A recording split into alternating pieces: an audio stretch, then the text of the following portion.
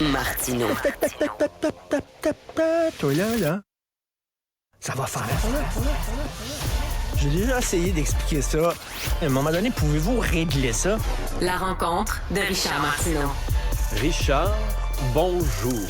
Salut, as-tu senti le tremblement de terre hier? Alors, c'est la première page du National Post en très gros. Un tremblement de terre qui a été ressenti de l'ouest à l'est.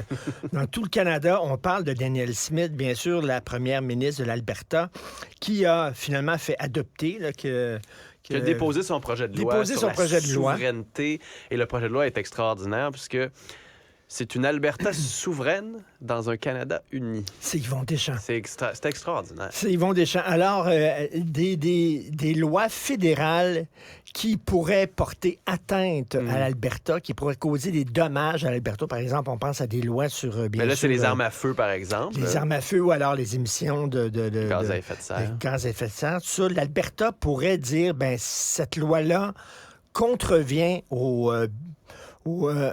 intérêts albertains. Donc, on la passera pas. On ne l'appliquera pas chez nous. Alors, écoute, non, mais... Et là, ils ont demandé à National Post, ils ont demandé à des experts en constitution, est-ce que cette loi-là pourrait être constitutionnelle? Puis, selon les experts du National Post, oui, ça pourrait être constitutionnel. Donc, écoute, on pourrait être un petit peu souverain au sein du Canada. J'espère qu'on regarde ça de très près du côté de Québec. Mais le contraste est bon avec Québec.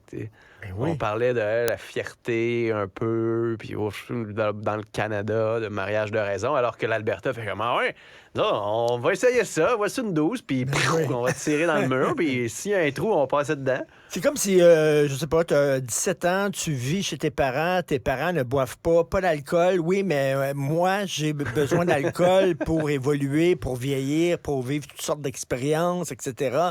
Donc, ta loi, pas d'alcool, ne s'appliquera pas au sous-sol. C'est ça. Où je demeure. Le sous-sol... Mais c'est dans la maison, il n'y a pas d'alcool. C'est dans la maison, mais pas au sous-sol. Oui.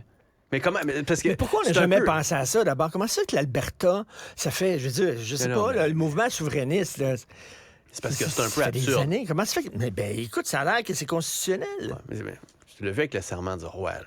Moi, j'aime beaucoup les constitutionnalistes, là, puis je veux pas... Mais mettons, on en invite 3, là. Ça se peut que les 3 voient la même constitution bien différemment. Là. Ça, la taxe carbone, il y a des constitutionnalistes qui disent « Oui, les provinces ont le droit de refuser. » La Cour suprême a dit quoi? Elle a dit « Ben non, ça n'a pas de bon sens. » Hey, le serment du roi, là, constitutionnaliste à l'Assemblée nationale, dit « Non, c'est obligé. » Puis là, t'en as 3 qui disent « Oui, mais il pourrait. » Non, mais l'autre, il dit « Il pourrait, mais il pourrait pas. Mais il pourrait juste assis à la tête. Mais s'il est assis sur son siège puis il vote pas, mais il parle. L'autre, il peut pas parler, mais il peut rentrer, mais il peut pas. Il peut juste aller à la cafétéria. » Tu sais, fait qu'à un moment donné... Mais le Québec, à côté de l'Alberta, non, mais c'est ça. On fait un peu pouette-pouette. Non, mais on a l'air quasiment des bons Canadiens, là. C'est l'Alberta, maintenant, qui est le délinquant. Les gens disent, hey, eux autres sont vraiment pas mal plus élevés que j'ai l'impression Québec, que c'est de la politique. Ils vont faire quoi, là, mettons qu'Ottawa dit, vous n'avez pas le droit de développer un nouveau projet de sable bitumineux qui va avoir... Eux autres disent, pour l'économie de l'Alberta, on en a besoin. Donc, votre loi contre les nouveaux projets de sable bitumineux, ça va à l'encontre de nos intérêts. Fait que là, le fédéral va aller en Cour donc, suprême. Cette loi-là ne passera pas. Le fédéral va aller en Cour suprême, ça va prendre 5 ans, on va prendre plein d'argent public pour contester ça. La Cour suprême va dire, le gouvernement fédéral a raison, parce qu'on avait déjà déterminé qu'il avait raison. Fait que là, elle va respecter la décision de la Cour suprême. Fait que dans le fond... Et c'est de la broue politique. Avant que la Cour suprême se prononce, puis ça prend 5 ans, eux autres vont avoir... Ils vont l'avoir fait. Non, mais pas, non, peut-être pas. Peut-être Ottawa va passer, va dire... va changer de gouvernement. On a besoin là, d'arrêter ces projets-là le temps que la Cour suprême se prononce, etc.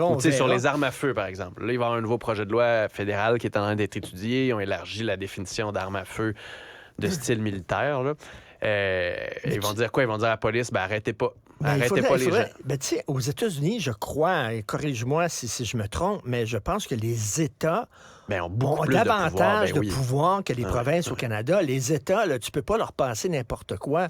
Il y a des lois fédérales et il y a des États. Et c'est un peu, là, ça, c'est comme des gens qui veulent adopter le modèle américain au Canada. Mais moi, je vois ça, puis c'est là où je trouve qu'il y a du positif. T'sais. C'est que si ça amène cette réelle discussion-là sur c'est quoi une fédération, parce que de plus en plus, on s'en va vers un modèle très anglais complet, là, Hyper d'État centralisé, unitaire, là, c'est ça, central, puis central, le puis, fédéral dit aux provinces comment gérer. Tu sais, un peu comme on a avec le municipal puis le provincial. Exactement. Le provincial dit aux municipalités, voici un peu d'argent, vous faites ça, on va vous dire où dépenser votre argent, puis faites-le. Vous gérez Fait du qu'eux autres disent quotidien. non, on voudrait être comme les Américains. C'est-à-dire Exact. les États sont à la limite là, très, très, très puissants, là, puis peuvent bloquer des lois fédérales.